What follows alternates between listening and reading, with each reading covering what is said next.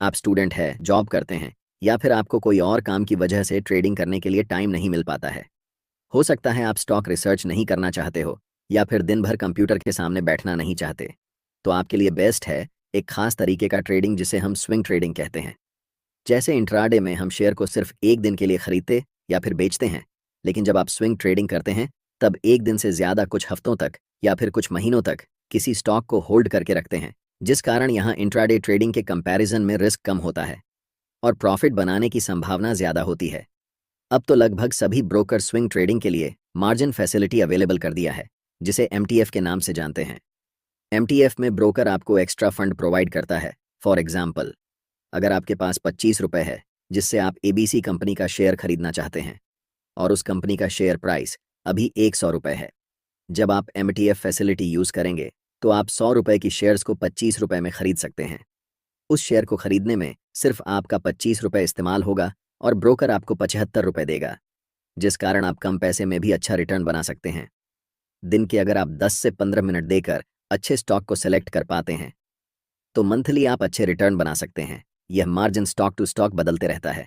किसी स्टॉक में आपको 75% मार्जिन मिल जाता है, किसी में 60%, किसी में 80%।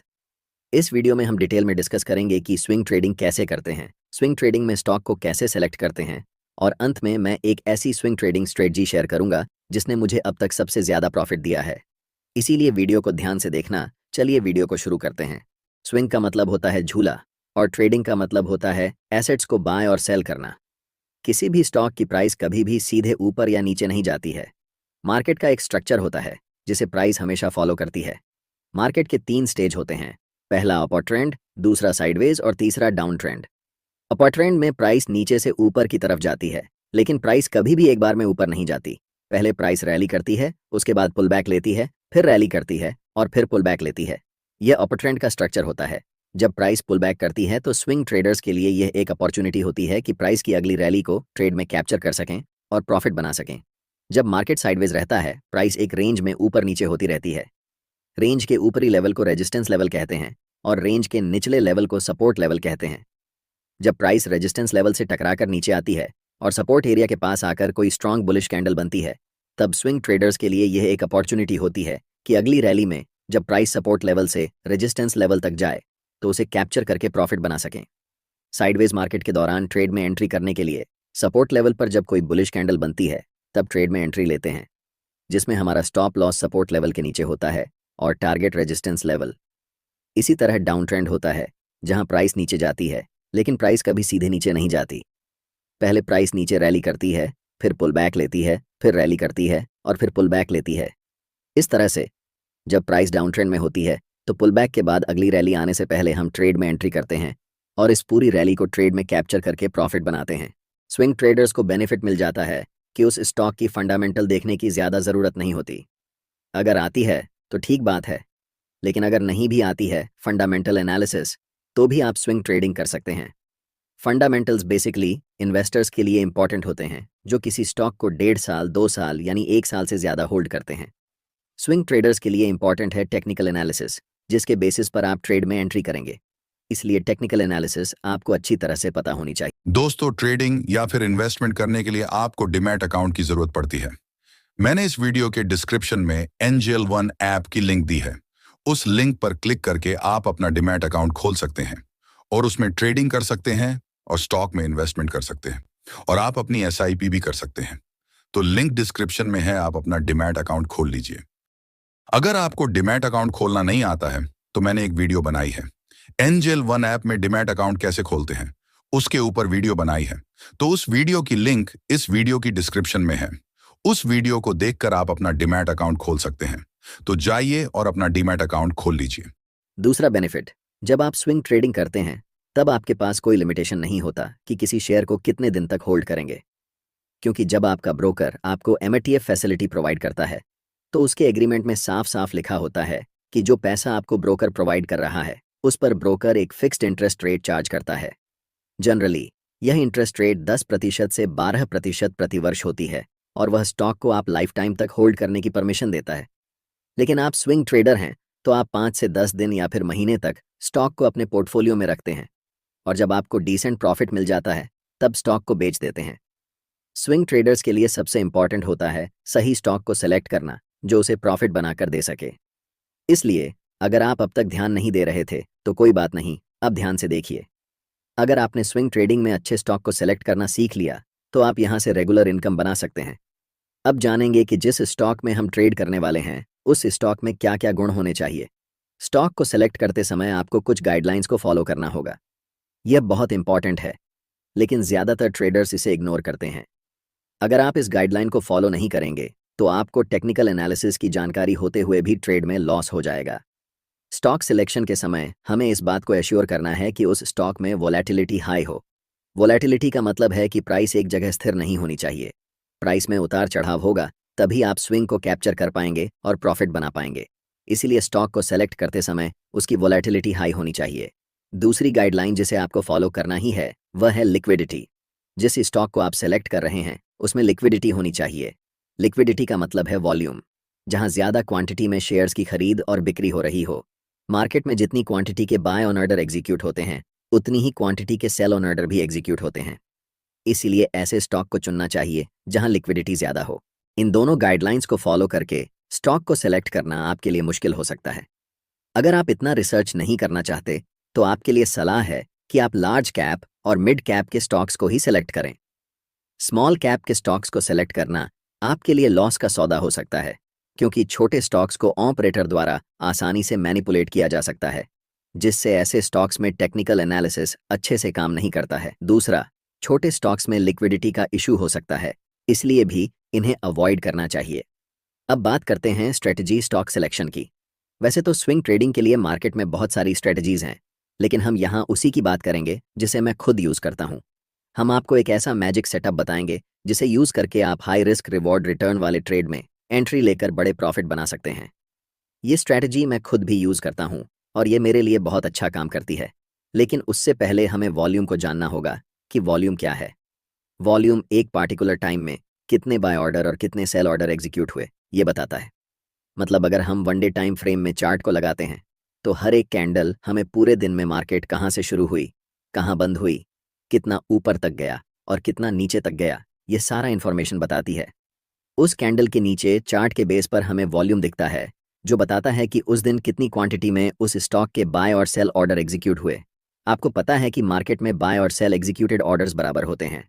फॉर एग्जाम्पल, अगर इस दिन एक 120 क्वांटिटी में बाय ऑर्डर लगे लेकिन सिर्फ 100 क्वांटिटी में सेल ऑर्डर लगे तो इस सिचुएशन में 100 क्वांटिटी ही एग्जीक्यूट होंगी, बाकी बचे बायर्स की 20 क्वांटिटी बची रह जाएगी। यहाँ पर बायर्स की 100 क्वांटिटी और सेलर्स की 100 क्वांटिटी का मतलब है कि इस दिन टोटल वॉल्यूम 100 होगी। जब कभी भी चार्ट्स पर हमें ज़्यादा वॉल्यूम दिखे, यानी कि वॉल्यूम बार की हाइट नॉर्मल वॉल्यूम बार से थोड़ी ज़्यादा हो, इसका मतलब होता है कि उस स्टॉक में उस पार्टिकुलर टाइम में ज़्यादा बाय और सेल ऑर्डर्स एग्जीक्यूट हुए हैं। लेकिन नॉर्मल ट्रेड की तरह हमें सिर्फ हाई वॉल्यूम पर ट्रेड एंट्री नहीं लेनी है। हम बहुत सारे कन्फर्मेशन देखेंगे ट्रेड लेने से पहले, जिससे हमारी ट्रेड की एक्यूरेसी 70 से 80% होगी। ट्रेड लेते समय हमें ऐसे स्टॉक को ढूंढना है जहां पर प्राइस स्ट्रॉन्ग अपर ट्रेंड में चल रहा हो। यह हम कैसे ढूंढेंगे यह भी जान लेते हैं। हमें गूगल पर सर्च करना है 52 हफ्ते हाई स्टॉक्स, तो हमें मनी कंट्रोल की वेबसाइट दिखेगी जिसे ओपन करना है। यहाँ पर आपको सारे स्टॉक्स के नाम दिख जाएंगे जो 52 हफ्ते की हाई पर चल रहे होंगे। इन सभी को आप अपने ट्रेडिंग व्यू या जिस ब्रोकर में ट्रेड करते हैं वहाँ पर विश लिस्ट में ऐड कर लेना है। चलिए जानते हैं ट्रेड में एंट्री के लिए हम कौन कौन सी चीज़ चार्ट्स पर देखेंगे। नंबर 1, उस स्टॉक की प्राइस स्ट्रॉन्ग अप ट्रेंड में हो। स्ट्रॉन्ग अप ट्रेंड मतलब हायर हाई बनाते हुए ऊपर की ओर जा रही हो। नंबर 2, उस चार्ट पर कंटिन्यूअस पैटर्न होना चाहिए। कंटिन्यूअस पैटर्न में असेंडिंग ट्राइंगल या फ्लैग एंड पोल होना चाहिए। बहुत सारे ट्रेडर्स चार्ट पैटर्न्स को रैंडमली ट्रेड करते हैं और लॉस कर लेते हैं, लेकिन उन्हें यह नहीं पता होता कि किस चार्ट पैटर्न को किस सिचुएशन में ट्रेड करेंगे। तीसरा मोस्ट इंपॉर्टेंट पॉइंट, जब प्राइस ब्रेकआउट कैंडल की हाई को तोड़ेगी तभी हम ट्रेड में एंट्री लेंगे। और नंबर 4, ब्रेकआउट वॉल्यूम बार के पहले की वॉल्यूम डिसेंडिंग ऑर्डर में हो, मतलब पहले बड़ी बार, उसके बाद धीरे धीरे बार की साइज छोटी हो रही हो और अचानक से ब्रेकआउट कैंडल की वॉल्यूम बार प्रीवियस वॉल्यूम बार से ज़्यादा बड़ी हो, तभी हम ट्रेड में एंट्री करेंगे। एग्जिट के फिर 2 तरीके होंगे। हम अपना स्टॉप लॉस ब्रेकआउट कैंडल के लो के नीचे रखेंगे, और अगर स्विंग लो थोड़ा नज़दीक है तो हम अपना स्टॉप लॉस स्विंग लो के पास रखेंगे।